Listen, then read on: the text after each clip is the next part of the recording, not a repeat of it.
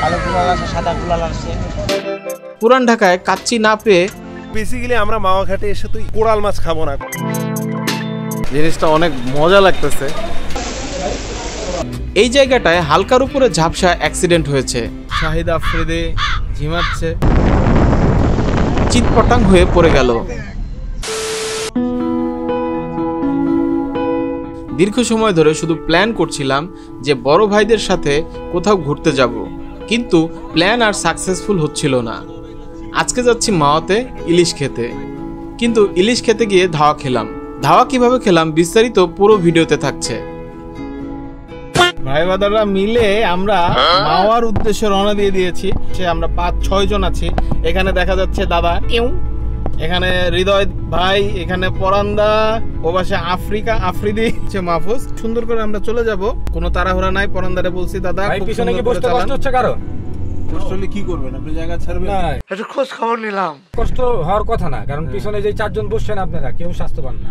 এই আমার লোক উল্টা পাল্টা কথা কইবা না। ঠিক আছে, ইনসাল্ট করলো নাকি? ইনসাল্ট করে ফেলছে, ইনসাল্ট করে ফেলছে। 28 কুমোরে 36 কুমোরে কয় কেউ স্বাস্থ্যবান। রাতের বেলায় মোবাইল দিয়ে ভিডিও ধারণ, অন এভারেজ শুটিং করেছি। প্রি প্ল্যান কোনো কিছুই ছিল না। মাওয়ার রাস্তায় মোটামুটি একটা স্পিডে চৌকস ড্রাইভার পরান্দার নেতৃত্বে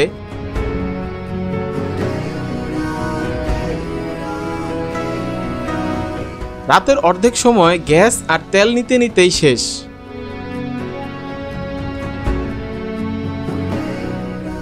অনিমেষ দা, হ্যালো ভাই, বন্ধু, কলিগ, যেটাই বলি না কেন, ছোট ভাই বড় ভাই সবাই আছে। 1:30-এ আমরা আবার সেকেন্ড টাইম হচ্ছে পেট্রোল পাম্পে দাঁড়িয়েছি এবং আমরা এখান থেকে তেল নিব। কারণ হচ্ছে আমাদের গ্যাসের অবস্থা খুব খারাপ হয়ে গেছে। গ্যাসে আমাদের অবস্থা খারাপ হয় না, গাড়ির অবস্থা খারাপ হয়ে গেছে। হ্যাঁ, হাসি খুশির দিন শেষ, এখন নাকের পানি আর চোখের পানি। আজকের ব্লগটা কিন্তু আমি বাসার থেকে শুরু করতে পারি নাই। আজকের ব্লগটা শুরু করেছি রোডের থেকে। কাম সেরা ভালোইছে। এগুলো কি? মোরে চিন্তাচ্ছ? তো যেতে যেতে দেখা হবে, কথা হবে, সবকিছুই হবে। সামনে কি হয় না হয় টোটাল আপডেট দিচ্ছি। সো ভিডিওটা পুরোপুরি দেখতে হবে।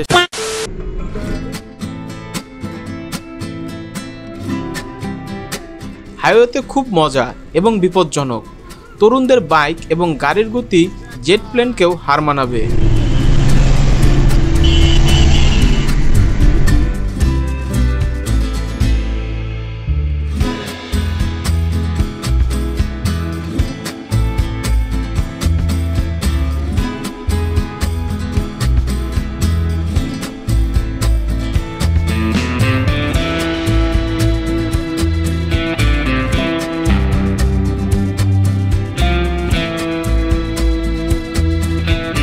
পছন্দের গানগুলো শুনতে শুনতে মাওয়াঘাটের কাছাকাছি এগিয়ে যাচ্ছি।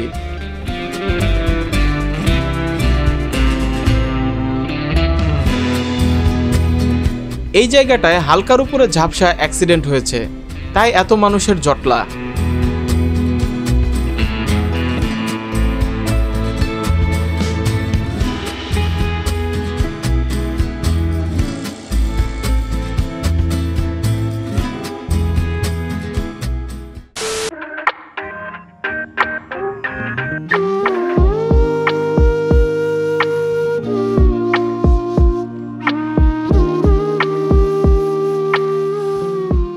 আহা, পদ্মা সেতুর টোল।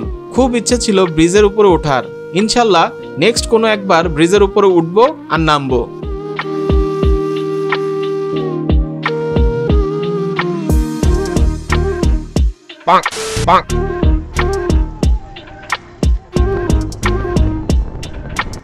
দীর্ঘক্ষণ ধরে বাইক নিয়ে ডিঙ্কাচিকা করতে করতে চিৎপটাং হয়ে পড়ে গেল। আহা, কি কষ্ট। আরে এই সেই মাওয়াঘাটের গরিবের বড়লোকস রেস্টুরেন্ট, যেখানে গলা কেটে খাবার ঢুকানো হয় পেটে।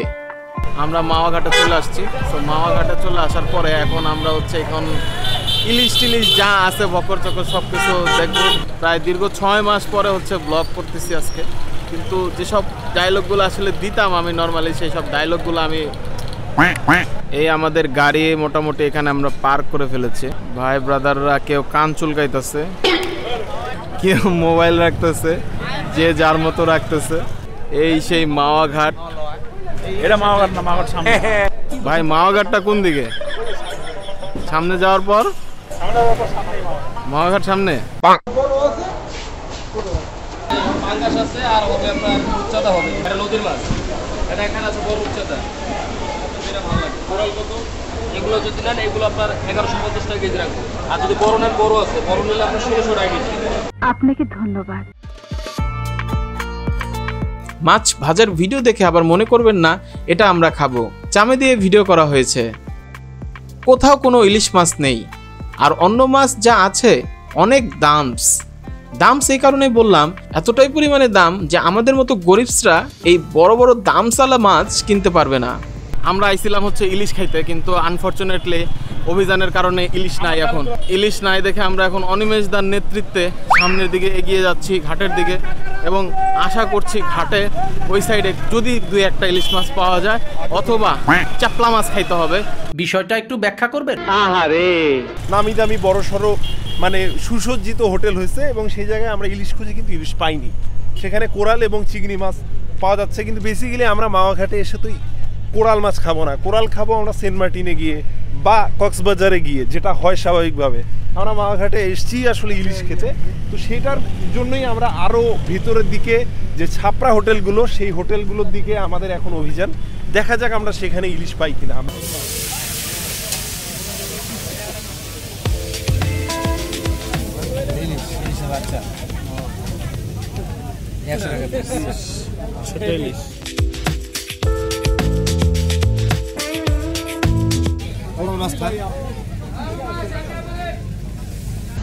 কালো কুড়াল আছে, সাদা কুড়াল আছে। কোরাল কত? কোনটা ভাইয়া? এটা এটা বলেন। এটা ভাই 850 টাকা কেজি মানে? হ্যাঁ।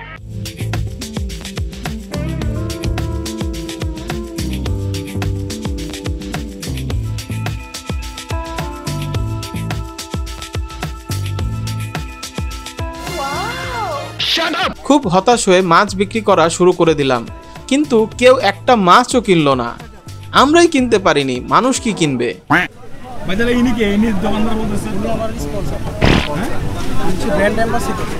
উইদাউট গার্লফ্রেন্ড এই জায়গায় আসছে ইলিশ বিক্রি করতে আসছিলাম, কিন্তু আসলে এই জায়গায় কোনো ইলিশ নাই, আছে ফাঙ্গাস মাছ। ফাঙ্গাস মাছ দেখে মন প্রাণ জুড়িয়ে গিয়েছে। আমরা আনফরচুনেটলি ভুল করেছি। এই জায়গায় অনেক কিছু আছে, আপনি একটু দেখান। আপনি এখানে দেখেন কতগুলা মাছ কাটা আছে। এই মাছটার নাম মনে হয় ফাঙ্গাস মাছ। ফাঙ্গাস মাছ কোনটা ফাঙ্গাস মাছ ভাই? এটা ফাঙ্গাস মাছ। ফাঙ্গাস মাছ। কেমন আছে ভাই? How are you? ভালো আছেন? ভদ্রলোকটি পুরো পাকিস্তানিদের মতো লাগছে। Nice personality. কক্সবাজারের নদীর মাছ আমরা কক্সবাজার নদীর থেকে ধরেছি, পদ্মা সাগর থেকে। আটলান্টিক মহাসাগর থেকে আসছে বাচ্চা ইলিশ মাছ। যদি আপনারা কিনতে চান, আপনারা বেশি দূরে যাবেন না, সরাসরি চলে আসবেন মাওয়া ঘাটে, এবং মাওয়া ঘাটে আসলে কিন্তু সুন্দর সুন্দর ফাঙ্গাস মাছ পেয়ে যাবেন। এখন ইলিশ মাছ কিচ্ছু পাবেন না।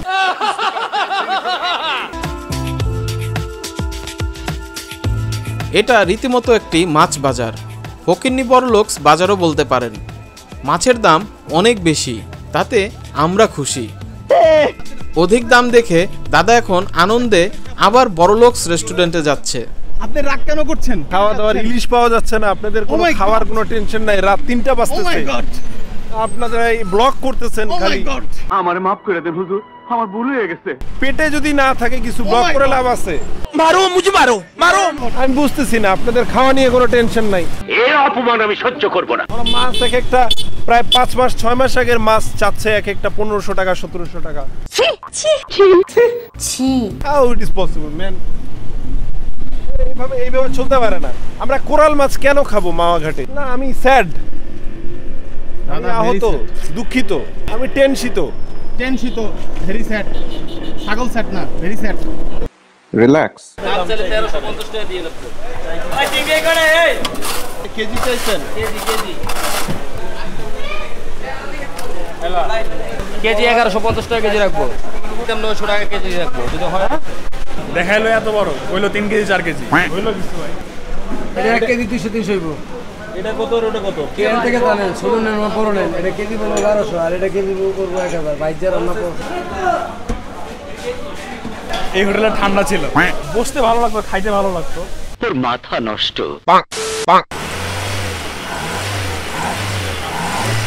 কি ব্যাপার, কি হয়েছে? হ্যালো কুকুর, কুকুর না কুত্তা। হাই কুত্তা। গাড়ি নষ্ট হওয়ার পথে ফাও এক ইঞ্জিনিয়ার একটু ঘুটাঘুটি করে দিল আর গাড়ির তেল গ্যাস খাওয়া কমে গেল। ঘুরে ফিরে যেটা দেখলাম, মাছগুলোর অবস্থা খুবই শোচনীয় অবস্থা, এবং এই মাছ খাওয়ার থেকে না খাওয়া সব থেকে বেশি ভালো। আপনি চিন্তা করবেন না। এখন পরোটা আর ডিম খাবো।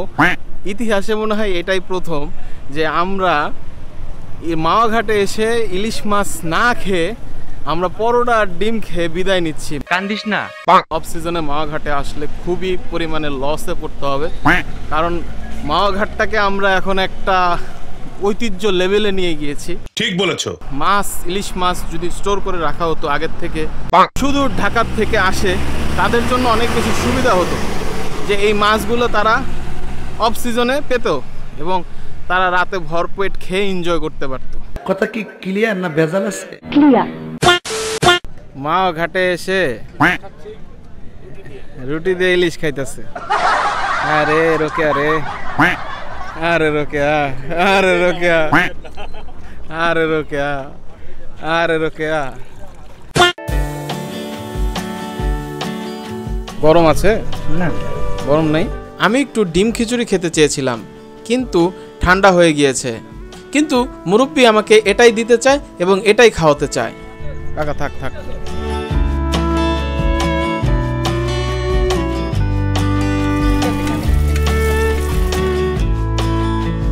আমরা এখন রুটি খাইতেছি মাওয়া ঘাটে বৈশা। প্রচন্ড গরম লাগতেছে আমার। খোলা আকাশের নিচে বসে রুটি, ডিম আর কি খাচ্ছি দাদা? Chicken fry. চিকেন ফ্রাই মানে আন্ডা, আন্ডা খাই বলতে। হৃদয় দা এই যে রুটি দিয়ে গেল, ডিম কিন্তু কাঁচা কাঁচা করে ভাই। থ্যাংক ইউ হৃদয় দা, খুবই ভালো লাগতেছে, মজা লাগতেছে। So enjoy it. ভিউয়ার্স, আমরা চলে আসছি মাওয়াতে। এই যে রাসেল ব্রো এতক্ষণ হচ্ছে গিয়া আপনার ইলিশ মাছ দিয়ে রুটি খেয়েছে। কি বলছিস তুই? এই যে আমাদের মাহফুজ গুড বয় বলতেছে ব্যাকআপ কম আছে, আর আমাদের অনিমেষ দা আমার সঙ্গে ফাজলামি করবে না। ইলিশ মাছ দিয়ে হচ্ছে গিয়ে আপনি ডিম দিয়ে রুটি খাচ্ছে। অনেকক্ষণ সে পাবদা মাছ খুঁজেছে কিন্তু পায় নাই, শেষমেশ হচ্ছিল গিয়ে সে এইগুলি খাচ্ছে। কি হাসি, মনোমুগ্ধকর হাসি। স্পেশাল পানি খাচ্ছে আমাদের অনিমেষ। এত খাদক, 3 কেজি দিলেও না করবো না। কি বলবো, যাই হোক। আরে এটা দেখি রোল আইসক্রিম, যদিও খাই নাই, তারপরেও একটু ভিডিও করা হয়েছে আর কি। কি খেয়েছো? আইসক্রিম খেয়েছো? আইসক্রিম কত টাকা নিল? 50 টাকা। কেমন লাগে? এই ছোট্ট বালকটা এখন আমার ফলোয়ার। রাসেল ভাইয়ের ভালোবাসা তোমার জন্য বালক। সরি, বালক না, শিশু। ঠিক আছে। এখন ফেরার পালা। খাওয়া দাওয়া শেষ। যেহেতু ভালো করে কিছু খাওয়া হয়নি, তাই পুরান ঢাকার উদ্দেশ্যে রওনা করলাম। কিন্তু মাঝপথে অনিদা অসুস্থ হয়ে গেল, তাকে ধানমন্ডি ফালাই দিয়ে তারপর আমরা পুরান ঢাকা যাব। এদিকে পরান্দার ঠ্যাংও ভীষণ ব্যথা হয়ে গেছে। খুব মুশকিল, যাবো কি যাব না, যাবো কি যাব না তাই ভাবছি।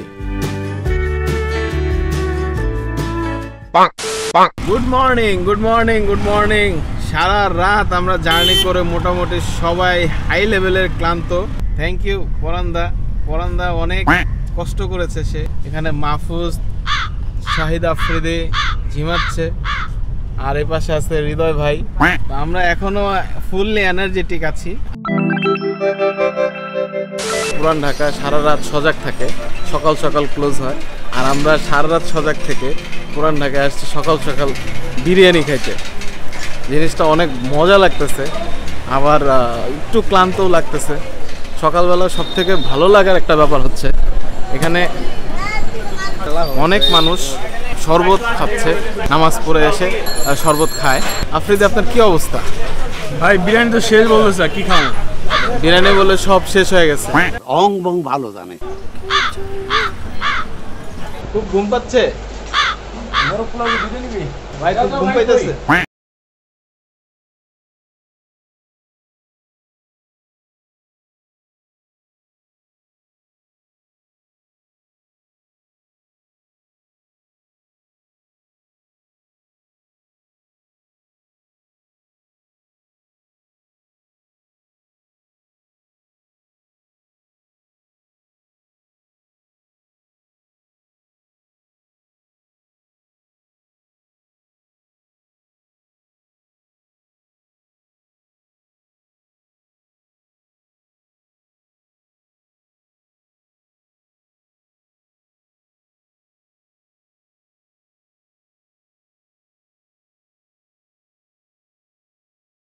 খুব সুন্দর একটা সকাল, ভোরবেলা হয়ে গেছে। Journey by boat.